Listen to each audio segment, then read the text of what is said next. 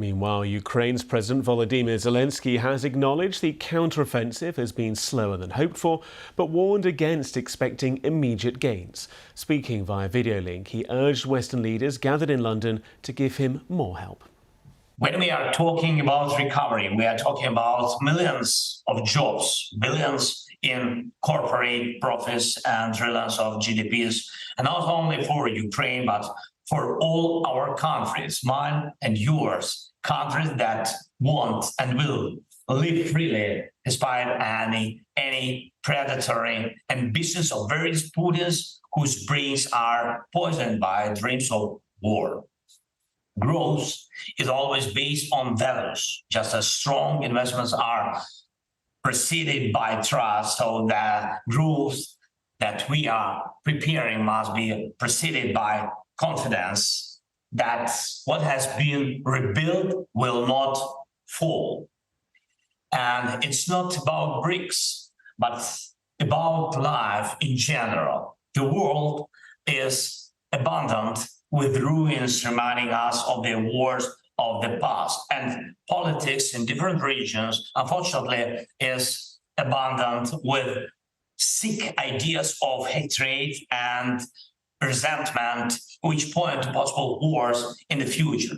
And although no one has the power to cleanse the depths of human nature from the evil that sometimes rises to the surface and destroys and kills, but you and I, and right now, we are able to protect life and overcome the ruins after the Russian aggression is such a way as to block the path for evil, meaning for any new aggressions.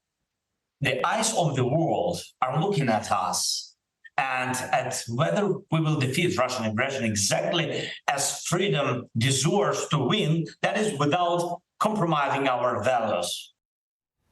Meanwhile, the President of the European Commission, Ursula von der Leyen, praised Ukraine's bravery and emphasised continuing support for the country. Ukrainians are fighting not just for their sovereignty, but we've just heard it also for us, for our values, for our freedom, for our democracies. We can never match their sacrifice, but we can. And we do all stand united, coordinated and resolute that Ukraine must win, will win and has our support. Meanwhile, our diplomatic correspondent James Landell is also at the conference in London.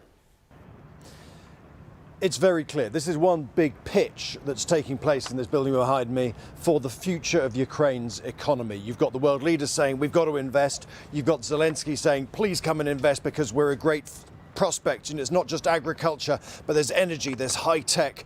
There's a lot more that countries can get out of Ukraine in the future. That's the overt pitch that's going on to the private sector, because they know that only the private sector is going to have the cash needed to rebuild Ukraine. The costs of reconstruction are well north of £300 billion and rising. No country can provide that kind of money, only the private sector. But the private sector has problems, and that's what they're trying to resolve today. How do you get rid of the risk of their workers being blown up by landmines or being attacked, caught up in the conflict? How do you get rid of the corruption? Business leaders are not going to invest in Ukraine unless they think it's less corrupt than it was before the war. Real concerns over that. And you've also got this broader question of whether or not in the long term it's a safe bet for all that investment. So those are the things they're trying to talk about at the moment. Technical stuff like risk insurance. How do you insure a company to go in and start rebuilding bridges and schools and roads when at the moment the private insurance market won't give any cover because no one gives cover for war zones? How can you deal with things like that? So that's the technical side of things. The bigger thing is just the diplomatic symbolism of all this, and that's sending a signal to Moscow that the West remains committed to the long-term economic future of this of Ukraine.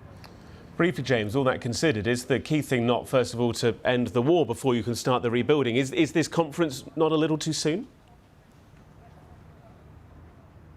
No, that's the point they're making. They're saying that if you wait until after the war, it's too late. because Ukraine's economy would be too feeble, too weak, would be too much at risk of collapsing. So you have to start now because it's such a long-term process. And therefore, the question is, how do you start that process while the conflict is continuing? So what you do is you say, well, look, maybe you try and invest in some of the safer areas, perhaps more in the west of the country. Perhaps you do it in other parts where there's less conflict at the moment. So it's dealing with difficult issues like that.